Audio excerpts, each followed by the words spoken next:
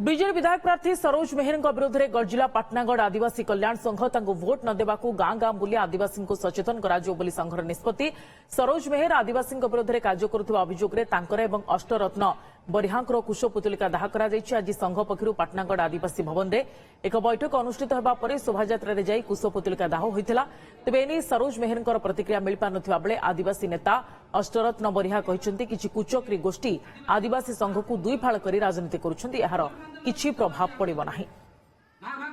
स्वाधीन संग्रामी के लाल गारकाटी अपमान करवाटा समग्र आदिवासी मानकर मन रे गभीर आघात देछे। आदिवासी मान को सचेतन करमु जे सरोज मेहर के आमे उचित जवाब देमु भोट माध्यम रे समस्त को आमे निवेदन करमु। आउ आमे 2024 निर्वाचन रे सरोज मेहर के भोट माध्यम रे उचित जवाब देबा लागे आमे आज समस्त शपथ नेछु। सरोज मेहर आदिवासी विरोधी नहीं, जदि आदिवासी विरोधी होता आम तार ठाणे कहीं जीतनु। आम जहाँ बोलमु तुम मान कहीं मानिजमु आम आमर भी तो क्वालिटी अच्छे आम कहीं मानिजमु ताकर कथा। इटा केवल चक्रांत कर गिरी भोई